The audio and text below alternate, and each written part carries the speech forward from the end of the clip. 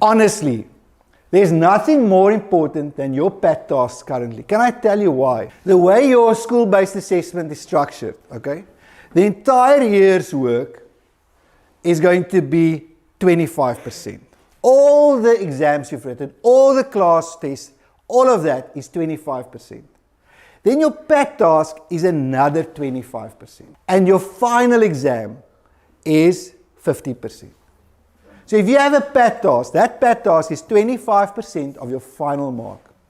It is a tremendous responsibility to make sure you absolutely nail that PAT. The prelim exams is your second lever that I think you should really make sure you're well prepared for. Why? It goes into that first bucket. Why is it so important? You know why it's so important? Because it covers the exact same work that you'll be writing in your finals.